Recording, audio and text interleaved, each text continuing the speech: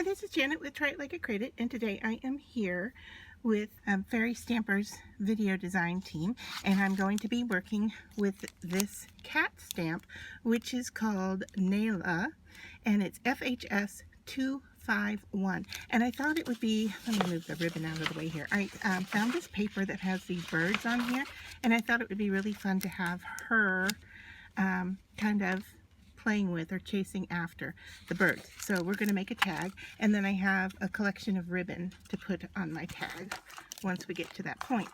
Alright, so let me move this paper out of the way for a minute because this is a thin paper, and so we need to thicken it up by using some cardstock. And so I am going to begin by cutting my tag, and so I have this piece of paper here, or cardstock, that I am going to be using for the tag. And if you want to know the size that I'm working with here, I just kind of eyeballed it, but the dimensions are 2 1/4 and by 4 1/4. And then I'm on my works board here, and let me move this over so you can see the beginning of it. And I am just putting in place the mechanism that's going to help me cut. Excuse me, I seem to have a little frog in my throat.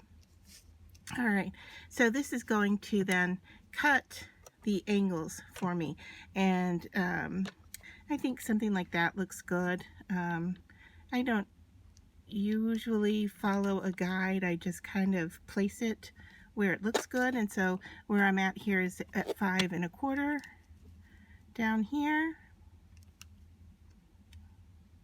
and starting at the 1, of course. And so what we're going to do here is cut these angles to make our tag, and I'll just line this one up again at the 5 1/4 and cut this angle and take a look at how that works, and it looks okay to me. And then the next thing we need to do is we're going to punch a little hole in there, but before we do that, I want to figure out where these birds are going to fall on this tag. And so I may have to actually go with something here in the middle. So let's kind of place that there, thinking that that's what we're going to use, and then I'm going to be generous with what I'm cutting around it.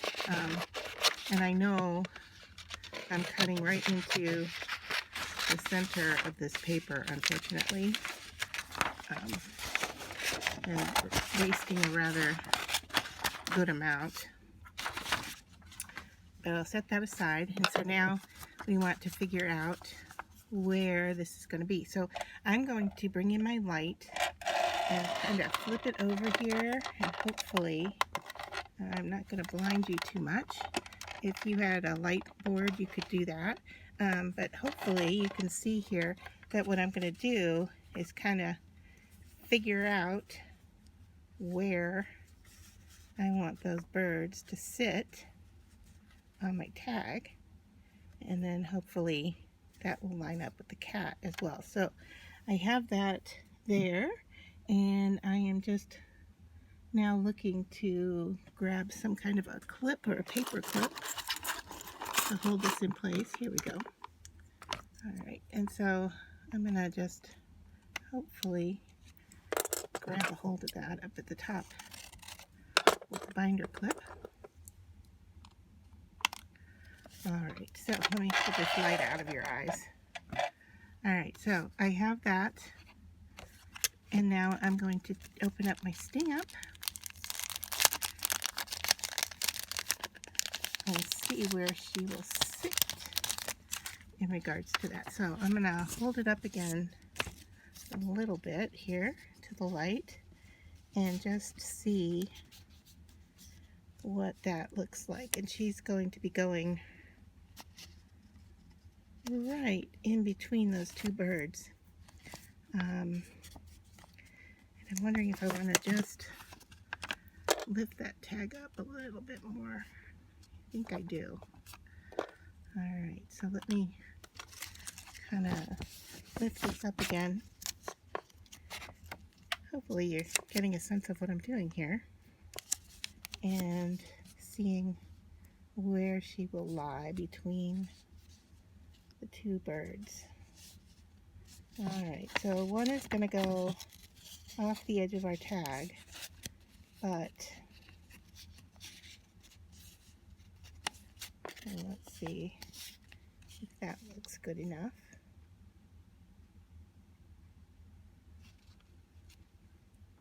Alright, that was taking a little bit longer than necessary, so I just went off camera to figure out where I want to place her and get her so she's kind of playing with this bird here, and I'm hoping that I'm not going to cut too much of him off there either, and I'm not. Alright, and then I also have room right here to put the hole. So I have binder clipped this in place, and I'm just going to lift this up, and I'm going to use some wet glue here to hold this down. Normally I wouldn't. I would use some kind of a tape runner, or well, you know what, maybe we can still do a tape runner. Let me grab that and bring it over, and we'll run the tape down the middle, and then we'll run it on this edge. Alright, and then we'll flop our paper down, and then as we take the binder clip off, I can now do the tape runner on this side as well. Right, and I'm just going to lay that paper down in place. Alright, so that worked. And now what we're going to do is just flip this over and follow along the edge of our cardstock here and just cut off the excess paper.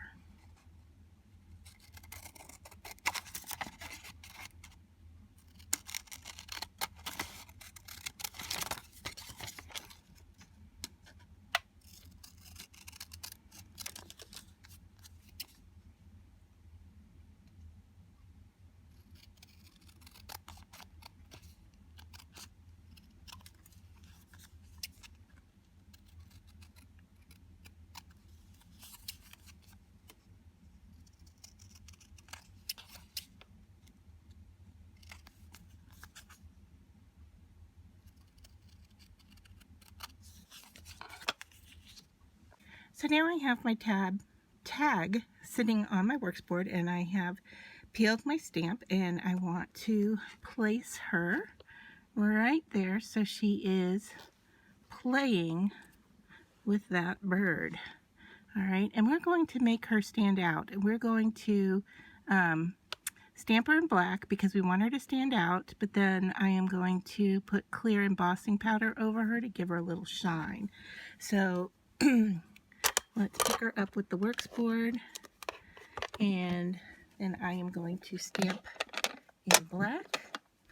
And I like using the works board, especially for a large flat stamp, because if I need to stamp it more than once, I can do that. Now, as I ink this up, I don't want to forget that I am going to, sorry for the paper noises, I want to just tap the areas of the stamp or the tag where I don't want the ink to go, or the embossing powder. So, all right. So now that I know that we've done that and I've inked her up, the other thing about the works board is because it has this plunger system, I can see where she's placed before I actually push her down onto the paper. So I think that we are good right there. So I'm going to give that stamp a nice push, give it a second for the ink to transfer, and since it is the first time I'm using this stamp, it may need to be done twice, and so I am just going to re-ink and go from here. All right, and then I can double check, make sure I'm still lined up correctly, and give it a press. And then let's take a look and see how dark. Oh, much darker. Okay, I like it. And so to bring in the clear embossing powder, and I'm just going to dust over her, and there she goes, turning a nice gray color. Alright, now set that aside.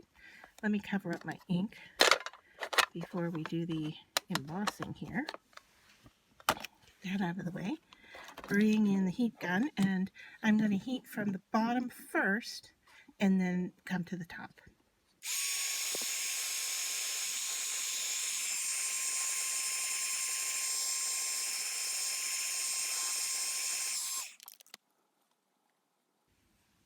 So I think she's looking pretty nice and standing out a bit from the background. So for the next step, I am going to be using Distressed Oxide in Faded Jean, and I'm just going to go and darken up kind of around the edge of the tag. Just give it a kind of a shadow effect, I guess.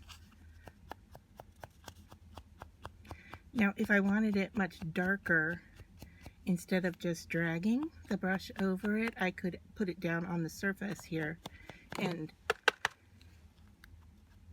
give it a rub, but I don't want to go that dark, so I'm just doing this kind of brush around the edge. Okay.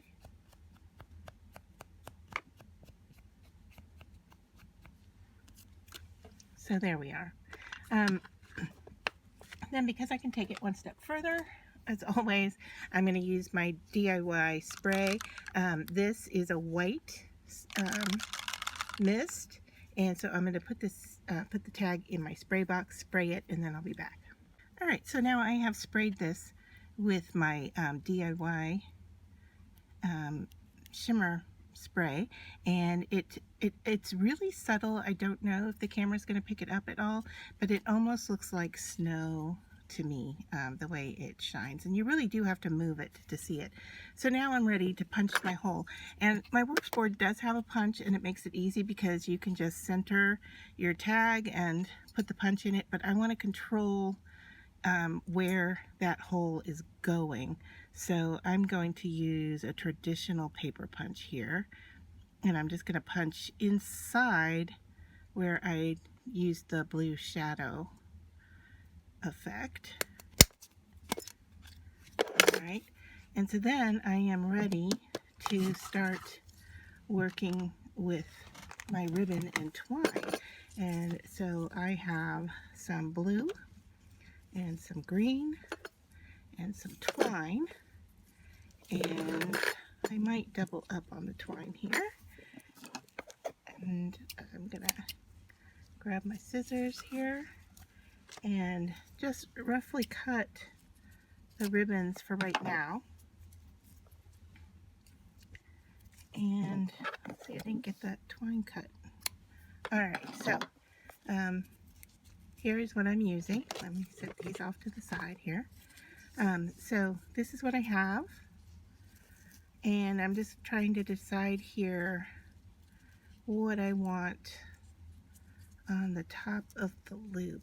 So I think I'm going to go with the blue on the top, and what I mean it by that is I'm finding the center here. I'm going to fold it over and pinch a little corner like so, and then I can set that through my tab.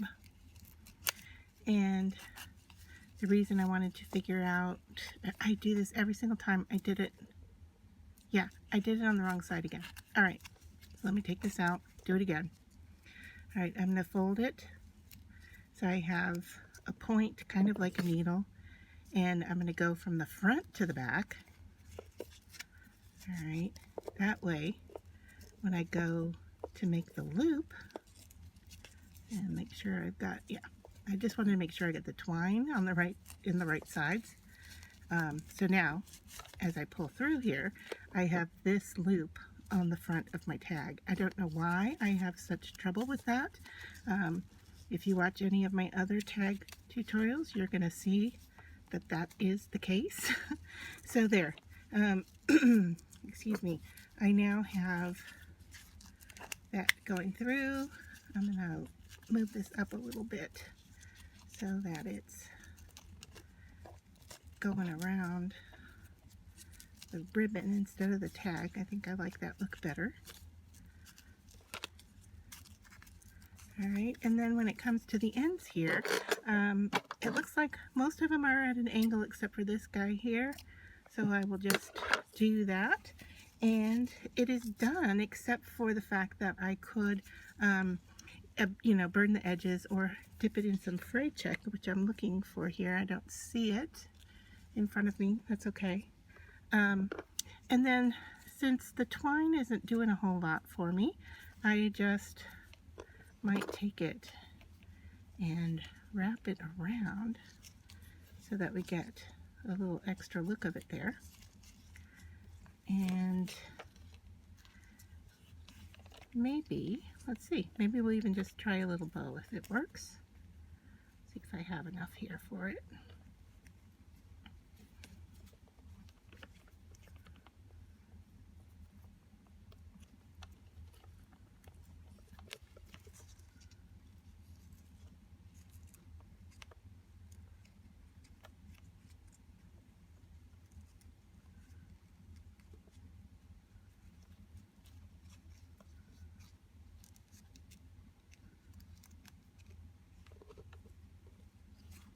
Yeah.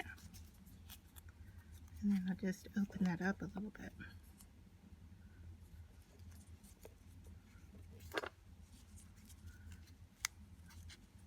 What a fun little tag.